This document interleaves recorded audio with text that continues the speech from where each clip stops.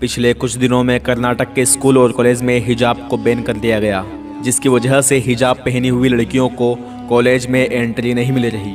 जब एक बुर्का पहने हुए लड़की कॉलेज में दाखिल हुई तो कॉलेज के स्टाफ ने तो कुछ नहीं बोला, लेकिन कुछ गीदड़ भगवा रंग की शाल पहनकर एक अकेली लड़की को छेड़ने लगे और उसको चारों तरफ से घेरकर श्री राम के नारे लगाने लगे।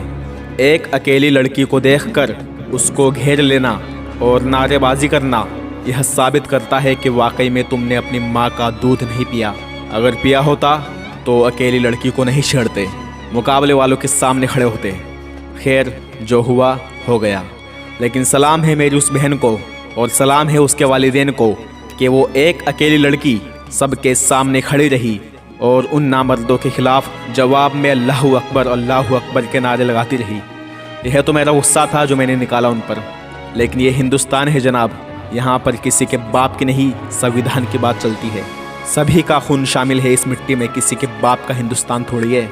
सिर्फ 2 सवालों के जवाब सुन लो, सारी बात दिमाग में फिट हो जाएगी। पहली बात, हिजाब क्या है? कुछ नासमझ लोग हिजाब और बुर्के को एक समझते हैं, लेकिन ऐसा नहीं है।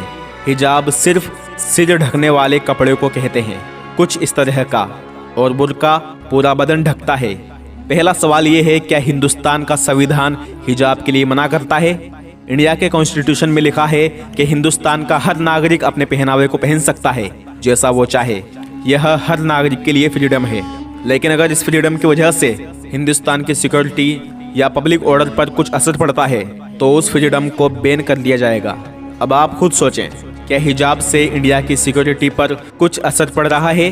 बुर्के से पूरा बदन और शक्ल ढकी होती है, लेकिन हिजाब स्कूल ड्रेस के ऊपर पहना जाता है जो सिर्फ सिर के बालों को ढकता है।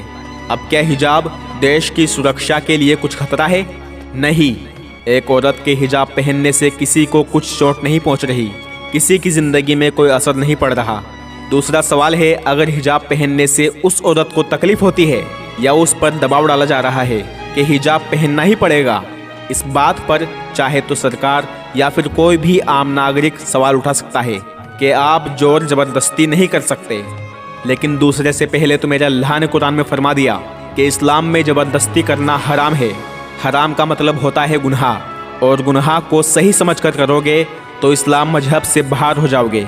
लेकिन अगर आप देखें तो कोई भी माँ बाप अपनी बेटी पर दबाव नहीं डालता कि तुझे हिजाब पहनना ही पड़ेगा। अगर ऐसा होता तो वो मुसलमान लड़की कॉलेज के रूल का बहाना बनाकर हिजाब घर पर छोड़कर आती, लेकिन नहीं, मुस्लिम औरतों पर दबाव नहीं था। इसीलिए उस एक लड़की के हिजाब के लिए हजारों औरतें बुर्का पहनकर सड़क पर आ गई। अब अगर मान लो उस लड़के पर दबाव था तो तुम उसको चारों तरफ से घेर कर नारे क्यों लगा रहे हो? उसको बिठा कर पूछो ना कि बहन, क्या तेरे घर वाले तेरे साथ जोर जबरदस्ती करते हैं? लेकिन नहीं, दोनों ही केसेस में वो लड़के गुनहगार हैं और उस लड़की को आज़ादी है कि वो जो चाहे पहन सकती है। किसी का बाप उसको हिजाब पहनने से मना नहीं कर सकता। ऐसी शर्मनाक हरकत की वजह ना तो इंडिया का कानून है और ना ही मुस्लिम औरतों के लिए हमदर्दी, बल्कि साफ साफ यह वजह है कि यह नफरत करते हैं इस्लाम मजहब से, यह मिटाना चाहते हैं इस्लाम की निशानी को। लेकिन ये क्या, इनके बाप दादा और परदादा भी ऐसा नहीं कर सके, और यही सोचते सोचते एक दिन ये भी जलकर राख हो जाएंगे। लेकिन इस्लाम जिंदाबाद था, जिंदाबाद है और जिंदाबाद रहेगा। और यह सिर्फ कुछ लोगों की सोच नहीं, इस हरकत के पीछे पूरे संगठन का हाथ था। वरना जो बच्चे स्कूल के फंक्शन पर वाइट ड्रेस नहीं पहनते, उनके पास एकदम से भगवा रंग की एक जैसी शॉल कहाँ से आ गई? क्योंकि उनको बोला गया था कि तुम्हें ऐसा करना है। इसकी वजह, क्योंकि इलेक्शन पास है। अब किसी न किसी मसले को बड़ा बनाकर हिंदू मुस्लिम करो और वोट बनाओ, क्योंकि जनता तो बेवकूफ़ है। अगर जनता को हिंदू मुस्लिम में नहीं लगाओगे तो वो जॉब्स मांगेगी, रोजगार मांगेगी, महंगाई को कम करवाएगी, पेट्रोल डीजल के मुद्दे खड़े हो जाएंगे, हिंदुस्तान का गरीब अमीर हो जाएगा, जो यह चाहते ही नहीं। और सबसे बड़ी बात, अगर पैसा नौकरियों में, रोजगार में, महंगाई में लगा देंगे तो इनकी जेब कैसे गर्म होगी, इनका हाजमा कैसे होगा? बस समझदार इंसान एक बात के इशारे में समझ जाता है, और ना समझ तो जानने के बाद भी बाप की नहीं मानता। लेकिन अगर बात आए मुसलमान पर पाबंदी लगाने की तो यह सोच अपने दिमाग से निकाल देना। क्योंकि बड़े बड़े बादशाह की कब्रें बन गई तो यह 5 साल के नेता क्या चीज़ हैं। हिंदुस्तान का मुसलमान सिर्फ कुरान और हिंदुस्तान के संविधान की बात मानेगा। कुरान में लिखा है कि अगर नमाज मस्जिद में पढ़ने से तुम्हारी जान को खतरा हो तो नमाज घर में पढ़ लो। और हिंदुस्तान के संविधान में धारा 144 के तहत 3 व्यक्ति से ज़्यादा व्यक्ति एक जगह जमा नहीं हो सकते और मुसलमानों ने इसका पालन किया। इतिहास में पहली बार मस्जिद को ताला लगाकर घर में नमाज पढ़ी, वरना मक्का के काफिरों की गर्दनों पर तलवारें रखकर मुसलमान ने नमाज पढ़ी है। हिजाब हिंदुस्तान के लिए खतरा नहीं, इसलिए हिंदुस्तान के संविधान के तहत हमें प्रदर्शन करने की आज़ादी है और हम करेंगे। अगर हिजाब बैन करते हो तो भगवा शॉल भी बंद करो। कोई नेता भगवा रंग के कपड़े नहीं पहनेगा क्योंकि ये भी तो धर्म की निशानी है। सिख मेरे भाई पगड़ी नहीं पहनेंगे। सिख अगर पगड़ी पहनकर बाइक चलाता है तो कोई पुलिस वाला उसका चालान नहीं काट सकता क्योंकि उसके लिए हेलमेट अलाउ नहीं होगा। यह क्यों हुआ?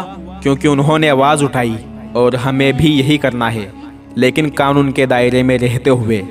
और हिजाब कोई बहुत बड़ी बात नहीं है कि सालों साल प्रदर्शन करना पड़ेगा। बहुत से कॉलेज और स्कूल में हिजाब को परमिशन मिल गई। वहाँ एक मुस्लिम लड़की स्कूल या कॉलेज की ड्रेस के ऊपर हिजाब पहनकर क्लास में बैठ सकती है और सभी स्कूल और कॉलेज में ऐसा होगा क्योंकि एक लड़की अपनी मर्जी से जो चाहे पहन सकती है। अगर दूसरों की आंखों में जलन हो रही है तो अपनी आंखें साफ करो, बाकी हम सबको एक होकर आवाज़ उठानी पड़ेगी।